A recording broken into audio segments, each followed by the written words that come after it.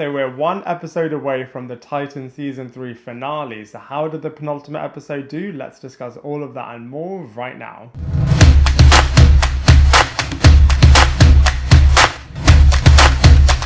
Hello everybody and welcome back to my channel Lifestyle Critic. I hope you're having a brilliant day. So in this video we are going to be reviewing episode 12 of season 3 of the excellent show Titans. Now this episode definitely had some really cool moments in there for sure. However, I do feel like it was a pretty filler and just a big setup episode for the upcoming season finale. I mean, it was great that it wasn't all just to do with the Bat family, like the first half of the season definitely was. And you know, it did involve the wider Titans group members, well at least the current Titans group members at the moment, but I do feel like they could have just done so much more with it. And from a comparison point of view, I don't think it's as good as the other episodes of season 3 have been, also not as good as seasons 1 or season 2. But you know, that being said, there were some cool moments in there and I'm going to be breaking it all down for you in this episode review. So there were a few key things that happened in this episode. The first one is that the Scarecrow character unceremoniously completely dumps the Jason Todd character and then is just constantly descending further and further into chaos. I mean, it was really creepy how he was taunting the Barbara Gordon character. Speaking of which, her epic jail escape scene was just so good, and the Scarecrow character finally by the end of this episode gets his hands back on his fear toxin, so you just know that in the season finale he is going to be using this to destroy the Gotham City. Speaking of destruction, Nightwing actually died in this episode, which was absolutely crazy, but then got resurrected via the Lazarus Pit. I think so many Titan members have actually died in season 3, which is just absolutely crazy. I always love all of the sequences between Nightwing and with Red Hood, and this time we actually saw some full dialogue happening between these two characters instead of them all just beating each other up.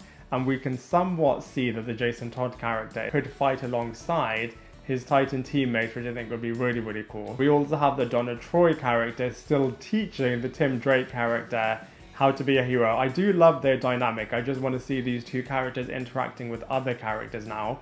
Again, we saw Rachel and God just being together with these two characters.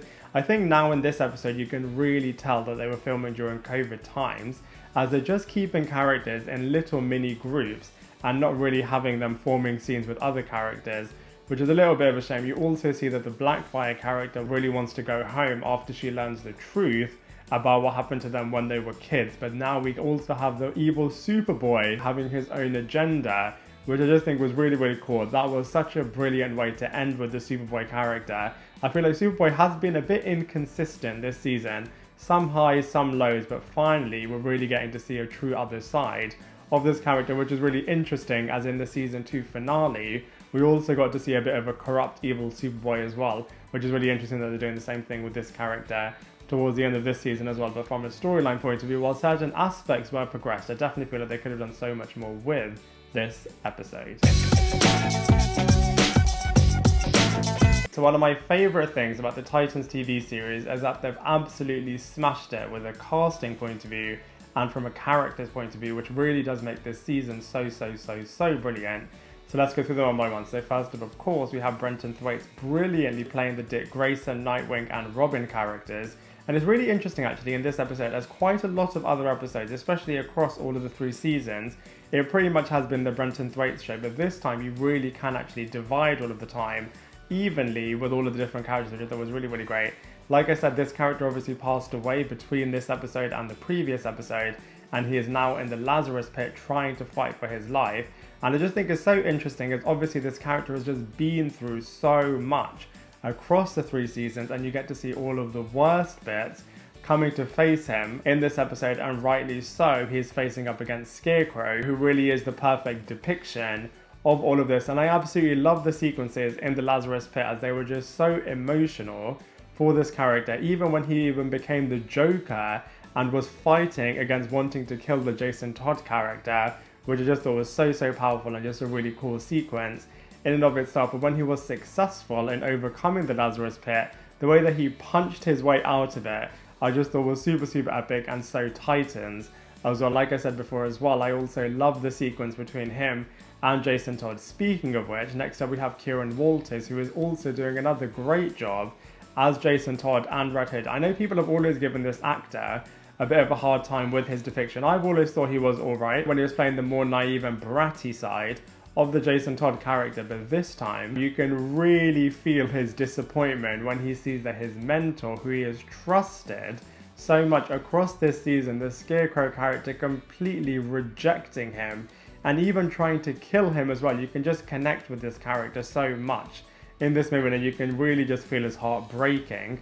And then, like I said, the sequence between him and Dick Grayson was really, really great. Obviously, Dick Grayson said he's never going to be able to be allowed back into the Titans, but the somewhat temporary partnership between all of these characters I just think is going to be really, really cool. Next up we have Conor Leslie, who I've always been such a big fan of. I feel like the Wonder Girl and the Donna Troy characters are so brilliant, and they've just been so underutilized in the first 2 seasons, whereas in season 3 they're definitely making up for it.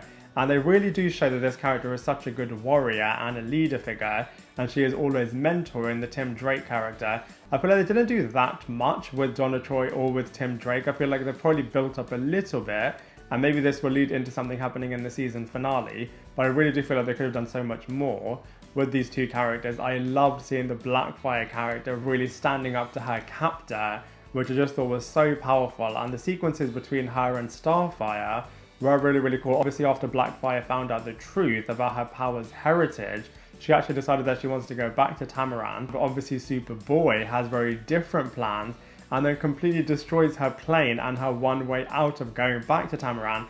And I just think it's such perfect timing, as obviously we've just had Injustice, the animated movie, being released, which is all about evil Superman, and this time we get to see evil Superboy, which I just think is really, really cool. Rachel and Gar saving Dick and resurrecting him via the Lazarus Pit I thought was really, really cool. However, outside of that, they didn't really do that much. I mean, they have shown that the Rachel character has matured a lot, and that the Gar character can now turn into other animals, and this time he's turning into a bat.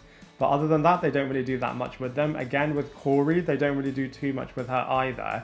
It was really, really cool that in Dick's vision of the future, he sees that him and Corey have a daughter, which I think is really, really cool. And also Barbara Gordon had some excellent sequences. I absolutely loved her escape from jail. I thought that was really, really cool. And also her trying to resurrect the Oracle system at the end of this episode is really, really cool. And so from a cast and characters point of view, as usual, they have a brilliant cast, brilliantly playing all of their characters. Whilst they could have done a little bit more with them, I did feel like they were playing all of their parts really, really well. So overall, I feel like the 12th episode of Season 3 of Titans did have some decent moments, but it definitely wasn't at the same level as the other episodes across Season 1, Season 2, and Season 3. But you know, I am really, really excited to see what on earth is going to happen in the awesome upcoming season finale of Season 3, which I'm absolutely certain will be absolutely wicked. But you know, those are all of my thoughts on the 12th episode of Season 3 of Titans, and I would love to hear from you. So please let me know what you think in the comment section below. Otherwise, I look forward to seeing you in my next video.